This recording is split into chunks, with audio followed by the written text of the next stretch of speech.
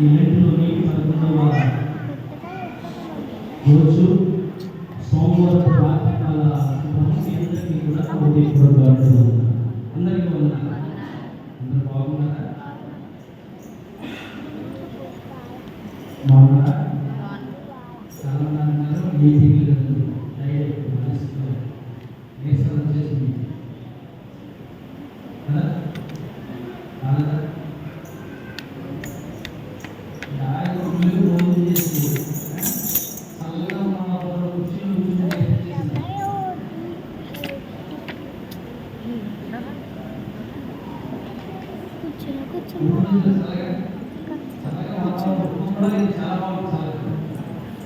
అలాగే మంచు కూడా లేదు. అలాంటి వాతావరణం లేకపోతే మనకి ఏం చేస్తారు?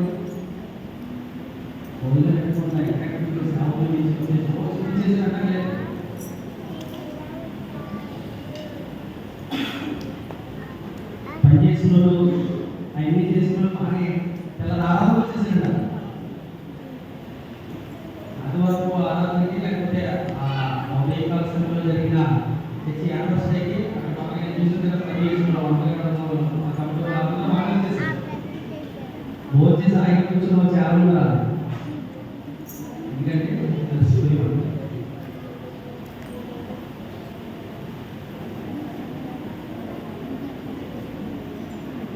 আমরা লক হচ্ছে লক হতে শুরু হচ্ছে వచ్చా লক మంచిది. ఈ రాత్రి కలవచ్చింది ప్రేమ మంచిది.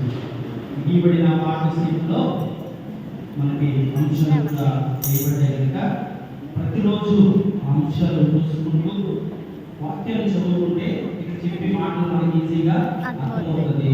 ఒకవేళ మీరు చదివిన వాక్యాలు కాకుండా ఇక్కడ నిలబడిన సొంతంగా చెప్తే కనుక తప్పు చెప్తున్నారు నాకు చెప్తున్నారని ఆ ప్రాంతంగా మనం నేర్చుకోవడానికి తప్పు చెప్పిందని గ్రహించడానికి అవకాశము ఉంటుంది. ఇంకొకటి ఏంటంటే దేవుడు సహవాసం చేసినట్టు వాక్యాలు నేర్చుకున్నట్టు కూడా మనం అలా కాకుండా ఇన్స్ట్రుమెంట్ చూసుకోకుండా వాక్యాలు చదువుకోకుండా వస్తే కనుక ఇక్కడికి వచ్చిన తర్వాత మనకి ఏమి కూడా అప్పుడు మనం ఏం చేయాలంటే గడియారం చూసుకుంటూ ఉంటాం. అందుకు మనం ఏమి చేయాలి. ఇంకో విషయం ఏంటంటే ఏ కుటుంబాలు అయితే విశ్వవిద్యాలయం కూడికను ఏర్పాటు చేస్తాయో ఆ కుటుంబాల్లో ఖచ్చితంగా వాక్యం చదివేవాళ్ళు ఉన్నారు. చదవలేదంటే అది ఈ రమేష్ గారు డేవిడ్ గారు ఉన్నారు. మనం చదవమంటే కనుక మా బాధ్యత తీరిపోయిందని పలానా పెట్టేసింది. ఆ సందర్భంలో కీర్తి ఉంది కాబట్టి చదివింది. అలా గాడిలోకి మనం ఎలాగా బలంలో పెట్టలేదు. కానీ ఖచ్చితంగా మనం మార్చి కలిగి చేస్తే కనుక మన కుటుంబంగా ఈ కూడికను ఏర్పాటు చేస్తున్నప్పుడు మన కుటుంబంలో మన పిల్లలు మనలో వాక్యం చదివి ప్రార్థన చేస్తారు. క్రమం వాడడం దేవునికి మహిమ కలిగింది. అందుకని ఆలోచన కలిగా చూస్తున్నాము. అది గ్రహించి ముందుగా మీరు చదువుకుని సిద్ధపడాలని ప్రభు గారు మీకు తెలియజేస్తుంది. నేటి అంశం ప్రేమ గురించి అయితే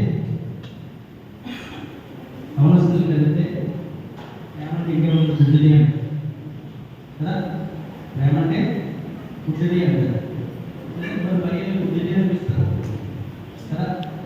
ఎందుకంటే అది సరిగ్గా చూడకపోతున్నారు కాబట్టి దేని మీద ఒకటి చచ్చిపోతుంది కదా.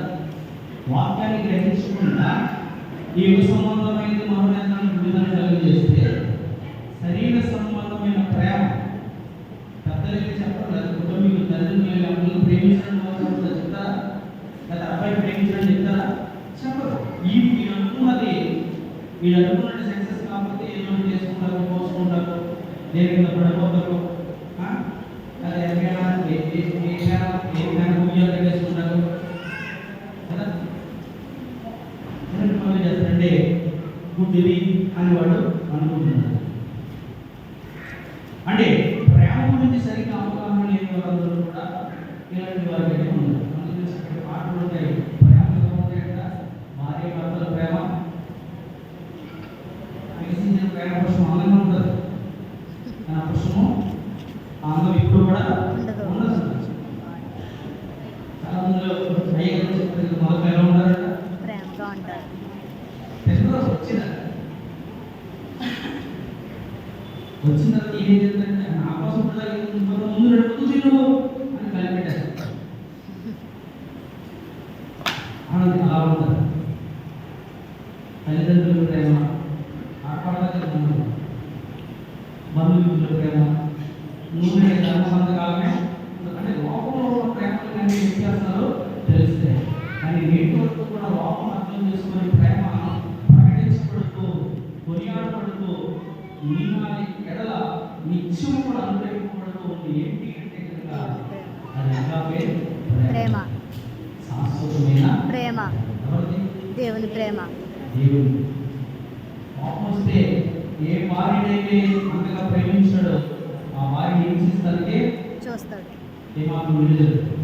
ఏ భర్తనైతే నా పతి దేవుడు అని వాడు కింది మీద చింతలేసిన ఆశీర్వాదం తీసుకుందో ఆ పతి దేవుడు సరిగ్గా చూసుకోకపోతే ఆ దేవుడా అన్నమంటే ఏమాత్రం అన్యాయం చేయడానికి ఆలోచించాడు. ఇక మాట లేకపోతే నా కడుపులో చెడకుండా కొన్ని ఆశలు ఇలా ఉంది. కానీ ఎన్నో పర్యాలు మన కళాకారుల తిరుగుబాటు చేసుకొని వ్యతిరేకం చేసుకొని ప్రకటించబడుతున్న వాక్యాన్ని విరోధంగా జీవించుకొని చెప్పబడుతున్న మాటలకు లెక్కలేని దాన్ని చూపిస్తూనే ఉన్నా కానీ ఎటు వరకు ప్రేమలో మార్పులు ఏదైనా ఉందంటే దేవుడు ప్రేమలో మార్పులు. ఇది శాశ్వతమైన ప్రేమ. ఆ ప్రేమ గురించి చెప్పాలంటే ఏమంటారో కాదు, వర్ణించడానికి మోహన్ గారు ఏమంటారంటే ఆకాశాన్ని ప్రార్థన చేసిన సముద్రాన్ని చేసిన ఇంకా అయిపోయింది పోతాయి.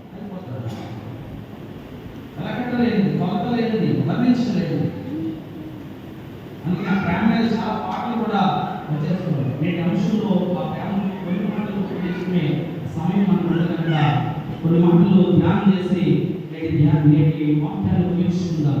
ఇంకా ప్రేమ కలిగి ఉన్న వారిలో కొన్ని సందర్భాలు మనం చూస్తే చదవబడిన ఉత్తర సంకీర్తనలో దయాళులుగా ఉంటారు, అప్పించేవారుగా ఉంటారు.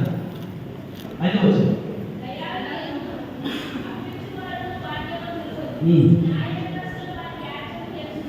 ఎప్పుడన్నా న్యాయ విమర్శలో వారి వ్యాజ్యము గెలిచెను.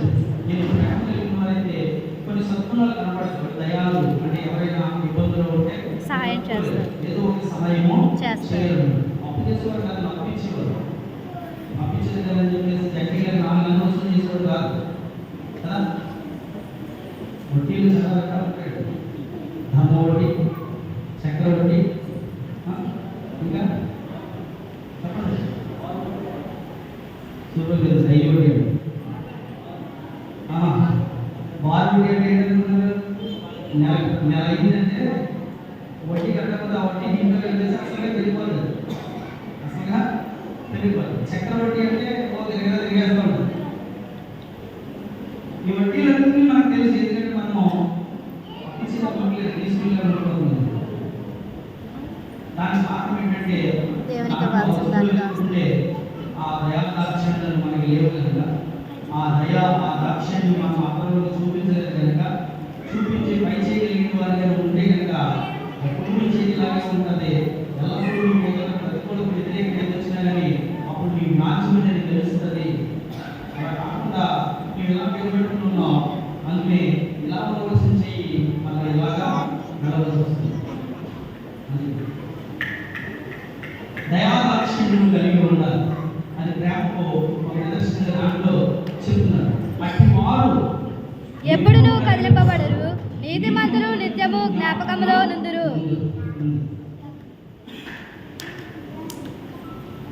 ఒకళ్ళు ఇల్లు కట్టుకునే సహాయం ఎందుకంటే మంచి ఆలోచన.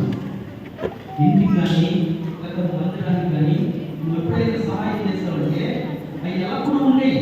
అవి ఉన్నంత కాలము నీ కుటుంబానికి ఆశీర్వాదం. విషయం ఎవరైనా ఇల్లు కట్టుకున్న వారి దగ్గరికి వచ్చి నువ్వు చేయగలిగేవో సహాయం చేయగలవు నేను అడిగితే కనుక అందులో ఏమైనా సందేహం వచ్చింది, ఖచ్చితంగా వారికి సహాయం చేయండి. ఎందుకంటే ఇల్లు కట్టుకునేది ఇల్లు ఎప్పుడు ఉండాలి. మందిరానికి మనకి పాటలు అడుగుతూ వస్తారు కదా, అప్పుడు చెప్తూ ఉంటారు. మందిరం ఉన్నంత కాలంలో కూడా మీకు మీ పిల్లలకు ఆశలు వస్తూనే ఉంటారు. అలాంటి విషయాల్లో మనం చేయగలిగి ఉంటే కనుక దాన్ని ఇలా సాధన చేయాలి. అంతేగాని అప్పుడు కూడా ఇలా నిలబడి ఉంటే కనుక మన మీద రోజు ఇలా వ్యవహరిస్తుంది. ఈ విషయాల్లో గమనించండి. అట్టి వారంట ఎప్పుడు కూడా కదిలివ్వకూడదు. ఇక ప్రేమ గురించి మనం వెళ్ళి ఈ సద్గుణాలతో పాటు సులోభాల గురించి రాజుల మొదటి గ్రంథంలో చదివిన ఆ లేఖనంలో ఒకసారి చదువు.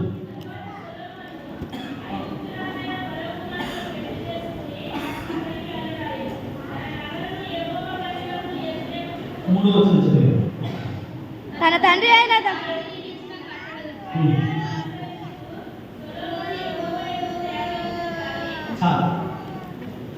యెహోవా యందు ప్రేమించెను గాని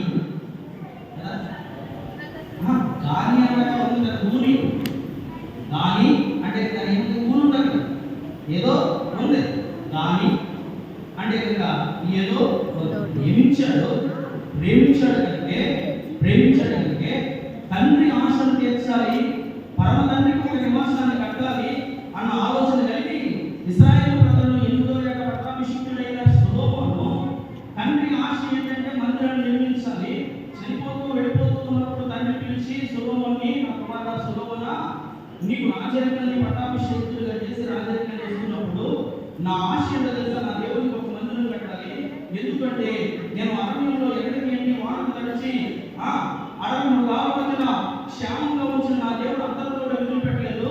అలాంటి స్థితిలోకి తీసుకొచ్చి ఈ ఇశ్రాయేలు ప్రజలు ఆయన ప్రథమ సంతానానికి 12 గోత్రాలకి పట్టాభిషిక్తులు చేసి రాజుగా మార్చి కరెన్సీ వేసిన శరం మీద ఇల్లులో ప్రాకారం కలిగిన పట్టణంలో దావీదుపురం అనేది ఒకటి కట్టుకోవడానికి కారణమైన నా దేవుడి కోసం నేను ఏమి చేయలేకపోయిన బాధతో ఉండిపోయిన ఆయన ఆ బాధ తీర్చుకుందామని నా దేవుడు మందసముగా మారి ఇశ్రాయేలు ప్రజలకు తోడుగా ఉండి మేఘస్తంభంగా అగ్నిస్తంభంగా ఉండి నడిపిస్తూ వస్తున్న నా దేవుడు మందసము దేవుడికి సాదృశ్యంగా ఉన్నప్పుడు అది ఎన్నో కాలం దగ్గర ఆగిపోయినప్పుడు ఒబేదెదోము ఇంట్లో ఉండిపోయినప్పుడు మరలా మందసాన్ని నేను తీసుకొచ్చిన మందసం కోసం అలాగా మందసం ఎలాగైతే నేను కలిసిపోయి ఎండిపోయి మాడిపోయి ఆ శ్రమ అనుభవించానో నా దేవుడు నాకు ఎంత స్థితినిస్తే ఆ మందసం అలా ఉండిపోవడం ఇష్టం లేక మందిరాన్ని కట్టాలనుకుని ఇదంతా సమకూర్చాను. మందిర సంబంధం అన్ని సమకూర్చేస్తాను. అన్ని సమకూర్చిన తర్వాత నా దేవుడి దగ్గర ప్రార్థన చేస్తే నా దేవుడు నాతో చెప్పిన మాట ఏంటో తెలుసా, నీ ఆశ మంచిదే, ఆశల ప్రాణాన్ని తృప్తిపరిచే దేవుడిని నేను, కానీ నీ చేతిలో రక్తం ఉందయ్యా అన్నాడు. నీ చేతుల్లో ఏముంది అంటే కనుక యుద్ధాలు చేసిన అనేక మందిని చంపిన రక్తం ఉంది. నా కోసం, నా ప్రజల కోసము, నేను ఇచ్చిన రాజ్యం కోసం నీతిగా యుద్ధం చేసిన రక్తం చేతులతో మందిరాన్ని కట్టించుకునే ఇష్టం నాకు లేదు. అలా అన్న దేవుడు నా ఆశలు తీర్చడానికి నీ గర్భవాసంలోంచి పుట్టే లేక నీ నడుములోంచి పుట్టేవాడు నీ సింహాసనం మీద ఒకడు నీ ముందక మానవుడు వాగ్దానం చేస్తాడు. అందుకు నేను ఆలోచన కలిగి ఈ మాటలు లోకలందరూ వెళ్ళిపోతున్న త్రోవలో నేను కూడా వెళ్ళిపోతున్నప్పుడు చెప్తున్న మాట ఏంటో తెలుసా, నాకు ఈ స్థితి ఇచ్చిన దేవుడు నీకు కూడా ఇవ్వాలి అంటే కనుక నీవు కట్టాలి, ఆయన ఇష్టంగా ఉండాలి అని నా మీద సొలొమోనుతో చెప్తూ వచ్చింది. ఆ విషయాన్ని గుర్తుపెట్టుకుని సొలొమోను బాగా గ్రహించి దేవుడి దగ్గరికి వెళ్ళి ప్రార్థన చేస్తున్న ప్రార్థన అదే, నా తండ్రి అయిన దావీదుకు తోడైన దేవుడా అని ప్రార్థన చేస్తున్నాడు. నాకు కూడా నువ్వు తోడుంటే తప్ప జ్ఞానహీనుడైన నాకు నీ ఇష్టమైన పిల్లలను పరిపాలించే జ్ఞానం నాకు లేదు అన్నాడు.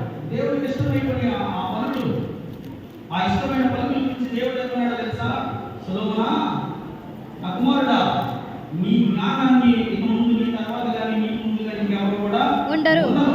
నీ ఐశ్వర్యాన్ని శత్రువు ప్రాణాన్ని అడగలేదు. నాకు ఇష్టమైన ప్రజలను పరిపాలించడానికి జ్ఞానాన్ని అడిగేవు కనుక ఆ జ్ఞానంలో పాటు ఐశ్వర్యాన్ని సర్వస్వం తెలియస్తున్నానని చెప్పి ఆశీర్వదించిన దేవుడు ఇక్కడ సొలొమోను ఏం చేశాడు తెలుసా, ఏ ఐగుప్తు పాపానికి సాదృశ్యంగా ఉందో, ఏ ఐగుప్తును కఠినంగా ఉండి ఇశ్రాయేలు ప్రజలను హింసించిన ఫరో ఉన్నాడో, ఆ ఫరో సాతానికి సాదృశ్యంగా ఉన్నాడో, ఆ ఫరో కుమార్తె ఏం చేశాడట, పెళ్లి చేసుకున్నాడు. ఇదంతా చరిత్ర. ఇశ్రాయేలు వారు పాడుకుంటూ వస్తున్నారంట. ఐగుప్తు ఆశలను విడిచి ఐగుప్తు ఆశలన్నీ విడచి రంగుగా యేసుని వెంబడించి ఐగుప్తు ఆశలన్నీ విడచి రంగుగా యేసుని వెంబడించి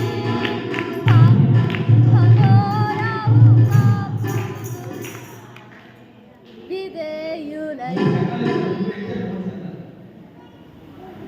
పాడైపోయిన పాలం పాపము కానీ దేవునికి విధేయులై రాజుని అంటే నిత్యమౌనని నేను చెప్తున్న పాటనే ఐగుప్తులో ఏమున్నాయంట? పాపం, శాపం ఉంది. ఐగుప్తు లోకానికి సాదృశ్యంగా ఉంది. ఆ లోకంలో నుంచి దేవుడు విడిపించేసి కానాను దేనికి సాదృశ్యంగా ఉందంటే పరలోకానికి సాదృశ్యంగా ఉంది. పరలోకం ఆగలకు లేని ఈ భూమి దేవుడు లేక సర్వసమృద్ధి కలిగిన కానాను పితరులను నడిపించాడు. ఆ చరిత్రంతా ఎరిగిన ఆ సొలొమోను ఆ ఐగుప్తు సంబంధికుడిని సంహరిస్తూ వస్తున్న దావీదు చరిత్రను గుర్తు తెలుసుకున్న సొలొమోను మరలా ఏం చేశాడు తెలుసా? భార్య కావాల్సి వస్తే ఐగుప్తు వెళ్ళి భార్య తెచ్చుకుంది. ఐగుప్తులో ఏమున్నాయా అంటే కనుక దేవుడికి ఏకమైన విగ్రహారాధన ఉంది. అందుకనే కానీ దేవుడిని ప్రేమించాడు, కానీ యెహోవాను ప్రేమించాడు, కానీ ఆ వాణి అన్నకాడు భూమి ఏంటంటే కిందకి చదివిన మాట చదవండి. ఉన్నత స్థలముల యందు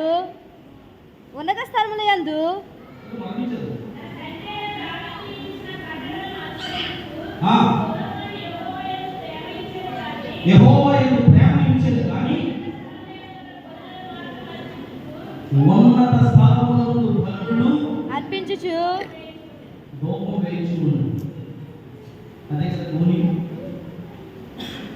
దేవుడంటే ప్రేమ ఉంది కానీ, దేవుడంటే భక్తి ఉంది కానీ, దేవుడంటే ఇష్టమే కానీ, ప్రార్థన అంటే ఇష్టమే కానీ కానీ కానీ అంటే కూడా చెయ్యి తెలుసు అంట. ఎందుకు అంటే కనుక సొలొమోను జీవితంలో ఏముందో తెలుసా? బలులు పెంచే అన్య ఆచారము వచ్చేసింది. ధూపం వేసే ఉన్నత స్థలములు అంటే దేవతా స్తంభాలు నిలబెట్టి కొండల మీద బలులు అర్పించే అర్పణ కార్యక్రమం ఐగుప్తుల నుంచి తీసుకొచ్చిన ఆచారాలు కొన్ని ఇశ్రాయేలులో పాల్గొని వాటిని ఉన్నత స్థలములు కొట్టివేయక అటువంటి స్థలాలను తీసివేయకుండా 40 సంవత్సరాలు కట్టబడిన ఆకాశ మహాకాశాల పట్టణాలను దేవుడు నీవు ఈ మందిరం ఎలా కట్టించాలని ప్రార్థన చేసిన సొలొమోను మందిరం గురించి ఆలోచన లేకుండా ఉన్నత స్థలంలో ధూపం వేయడం మహానుభావుగా ఐగుప్తు ఆచారాలను కొనసాగించే వ్యక్తిగా ఉండిపోయాడు. కారణం బట్టి ఇది నిజమైన ప్రేమగా లేదు. ఆ ఐగుప్తు ఆచారాల్లో ఐగుప్తు నుంచి మరో కుమార్తెను చేసుకున్న తర్వాత సొలొమోను చరిత్ర బాగా ఎరిగి ఉండగా సొలొమోను కలిగి ఉన్న పేరు దేవుడు సొలొమోను అని పెట్టలేదు. పేరు సొలొమోను అని దేవుడు పెట్టిన పేరు కాదు. సమూయేలు 12 యెదిద్యా దేవుడు పెట్టిన పేరు. యెదిద్యా దేవుడు పెట్టిన పేరు యెదిద్యా. యెదిద్యా అంటే యెహోవాకు ప్రియుడు. దావీదు సొలొమోను పెట్టిన నామాన్ని తీసుకొచ్చి సొలొమోను అని పెట్టాడు పేరు. ఆయనే ప్రసంగిగా, ఆయనే లెమూయేలుగా మనకి పరిశుద్ధ గ్రంథంలో సొలొమోను కనపడుతూ ఉంటాడు. ఇక మరీ ముఖ్యమైన పేరు ఏంటంటే జ్ఞానం. ఆయన జ్ఞానాన్ని తెలుసుకోవడానికి శాపాదేశపు రాజులు 1600 మైళ్ళు ప్రయాణం చేసి వచ్చేవారంట. అతను తీర్పు తీర్చాడంటే ప్రజలు అబ్బురుపోయేవారంట. ఎవరికి అంతు చిక్కని చిక్కు ప్రశ్నలు చాలా తెలివిగా లీడ్ చేసేవాడంట. ఆ చరిత్ర స్టోరీలను చెప్పుకోవడానికి సమయం కాదు, కానీ ఆయన యెహోవాను ప్రేమించను కానీ తను పెట్టుకున్న భార్యలను బట్టి ఐగుప్తు ఆచారాలను బట్టి వారి కోసం ఉన్నత స్థలాలను కొట్టివేయకుండా ధూపం వేయడం మానకుండా అన్ని ఆచారాలను కలిగిన వాడిగా ఉన్నాడు. 700 భార్యలు, 300 ఉపపత్తులు. సొలొమోనుకు ఉన్నారు 700 భార్యలు.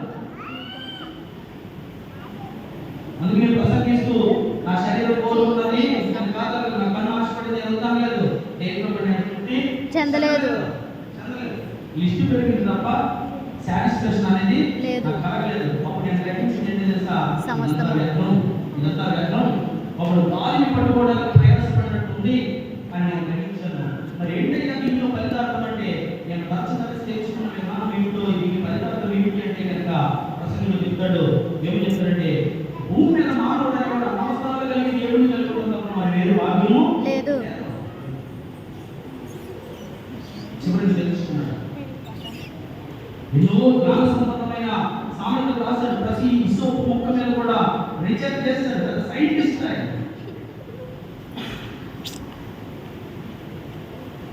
1000 సామెతలు రాశాడు. 300 కీర్తనలు చెప్పాడు.